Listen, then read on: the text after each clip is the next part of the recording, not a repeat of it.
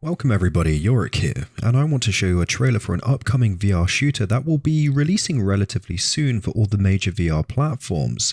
The game is called Breaches and is being developed by the guys over at Triangle Factory, the devs who brought us Hyperdash, another very popular VR shooter. Let's roll the clip.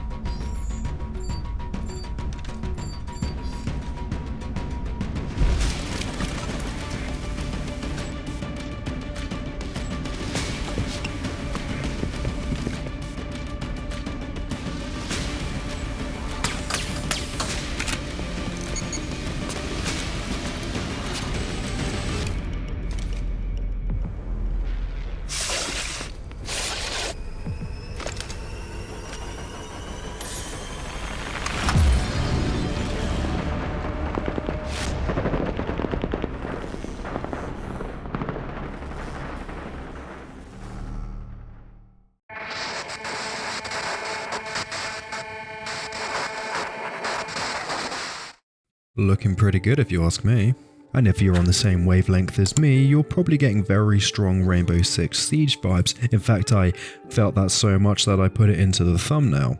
And that's amazing for me because Rainbow Six Siege is up there as being probably one of my most played shooters of all time. I dropped like 5 years into that game, and it's an itch that I've been wanting to scratch for a long time in VR, and although Firewall 0 Hour was fairly able to get close to that overall feeling, it never quite got there. And whilst I wasn't exactly the best Rainbow Six Siege player, you know, on a scale from recently fertilized fetus to bolo, I sat around about here, with people who've never played the game sitting around about here. At the end of the day, I just relied on cheap tactics and cheap tricks in order to get myself up the ranks, with spawn peeking and punch hole sightlines being the key ones for me, and they worked well.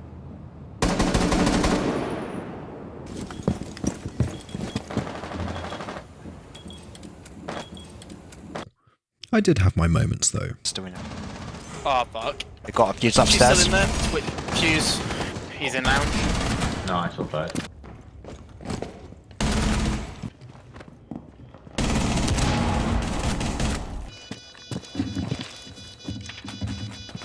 Might be in closet.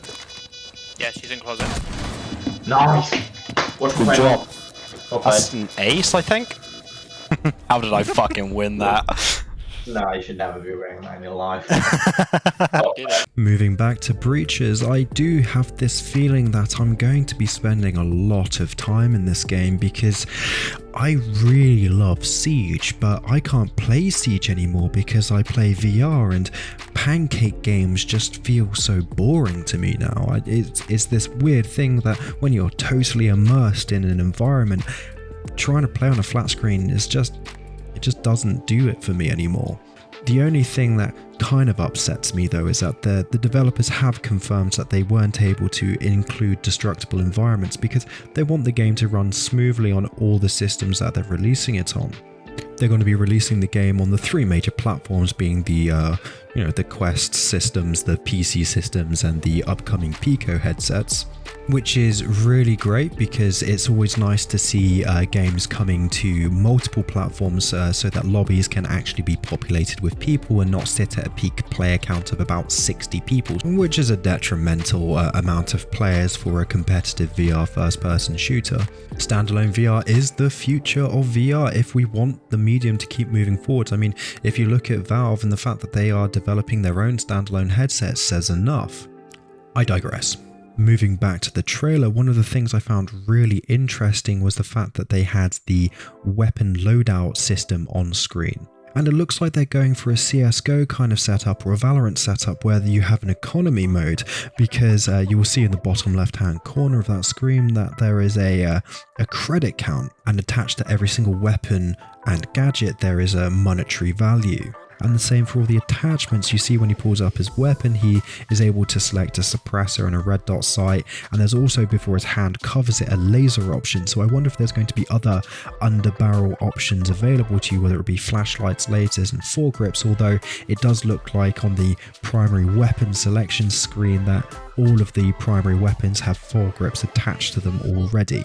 But it does bring a question to my mind whether it's going to be a full economy system like in CSGO, or whether it's going to be a situation where you have a limit on the amount of credits you have, and you can choose your loadout at the start of a round, but you can't, for instance, have the best assault rifle and all the gear to go along with it. You have to kind of mid-max how you spend your credits, because it looks like none of the weapons actually exceed the amount of cash that they had to start with.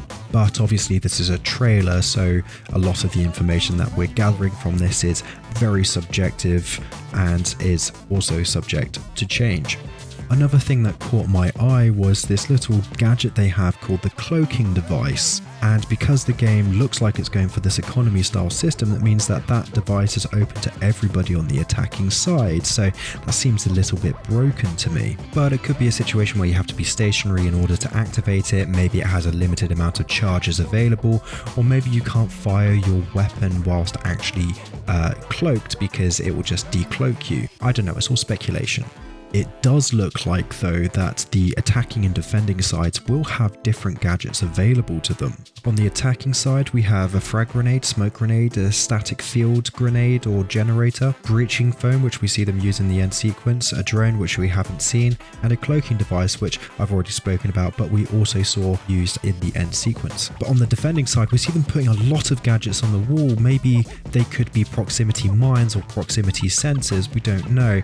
They also toss something on the floor, which I'm starting to think is either some form of like web or the static field grenade / generator, whatever it is.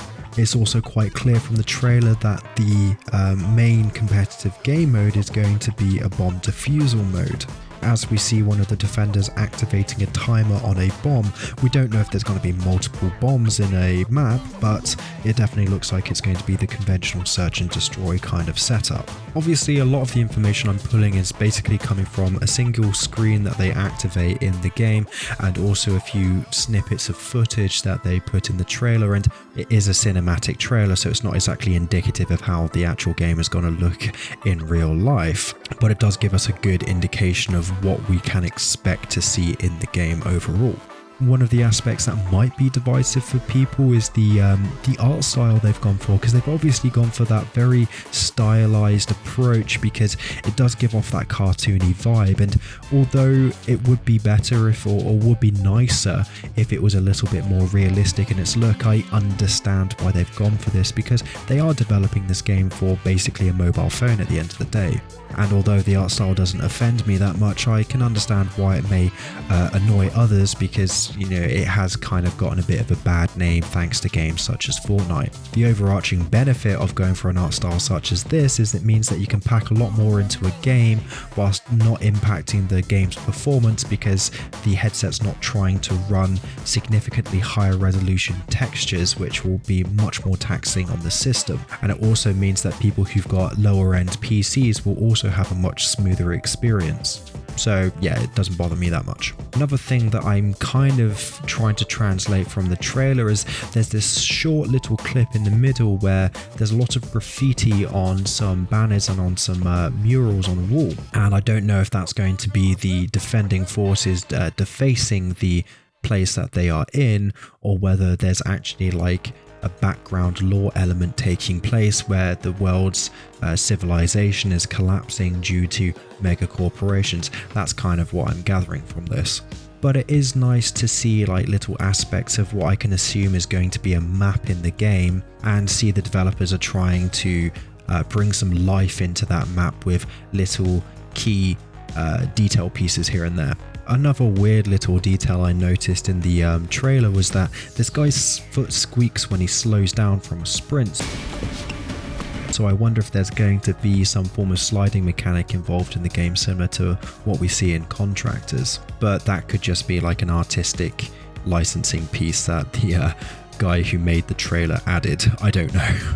In conclusion, the trailers left me feeling very excited for Breaches as a game, and knowing that it's coming out relatively soon is really, really exciting.